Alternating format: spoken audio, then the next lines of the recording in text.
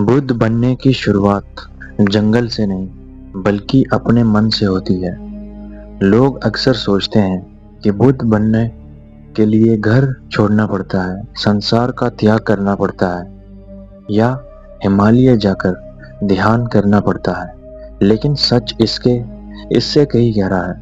गौतम बुद्ध ने कभी ये नहीं कहा कि हर व्यक्ति सन्यासी बने।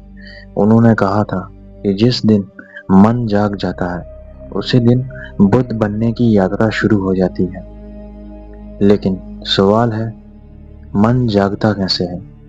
यात्रा की शुरुआत तब होती है जब इंसान पहली बार अपने जीवन को ईमानदारी से देखता है, जब वह समझता है कि धन, प्रसिद्धि, इच्छाएं और भौतिक सुख सब होने के बाद भी भीतर एक खालीपन बना रहता है।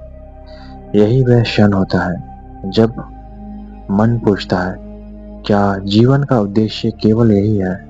यही प्रश्न बुद्ध बनने का पहला कदम है। गौतम बुद्ध भी एक राजकुमार थे। उनके पास सब कुछ था, लेकिन जब उन्होंने बीमारी, बुढ़ापा और मृत्यु को देखा तो पहली बार उन्हें एहसास हुआ कि संसार का कोई भी सुख स्थायी नहीं है। यहीं से उनकी खोज शुरू हुई। लेकिन इसका मतलब ये नहीं कि हर इंसान को महल छोड़ना होगा। आज के समय में बुद्ध बनने की शुरुआत तब होती है जब हम अपने भीतर चल रहे क्रोध, ईर्ष्या या भय और लालच को पहचानना शुरू करते हैं। क्योंकि सबसे बड़ी लड़ाई बाहर नहीं, अपने मन के भीतर चल रही होती है।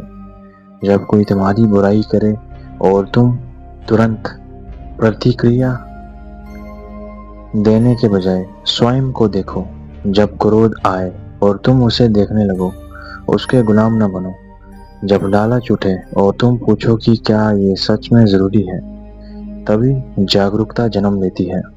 और यही जागरूकता बुद्ध बनने की पहली सीढ़ी है। बुद्ध बनने का अर्थ किसी विशेष धर्म का व्यक्ति बनना नहीं है। इसका अर्थ है हर पल होश में जीना, अपने विचारों को देखना, अपनी गलतियों को स्वीकार करना और हर दिन पहले से थोड़ा बेहतर इंसान बनने का प्रयास करना। याद रखिए, बुद्ध कोई उपलब्धि नहीं है या फिर कोई उपाधि नहीं है। ये मन की एक अवस्था है जहां अज्ञान धीरे धीरे समाप्त होने लगता है और सत्य स्पष्ट दिखाई देने लगता है। इसलिए यदि आप भी बुद्ध बनने की यात्रा शुरू करना चाहते हैं तो आज से किसी और को बदलने की कोशिश मत कीजिए। सिर्फ 5 मिनट अपने मन को देखिए, अपने विचारों को बिना रोके, बिना दबाए केवल देखिए।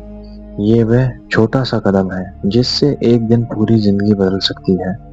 क्योंकि बुद्ध बनने की शुरुआत दुनिया बदलने से नहीं, स्वयं को देखने से होती है।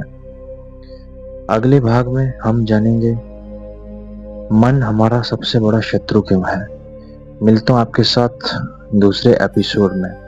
आज की वीडियो में बस इतना ही।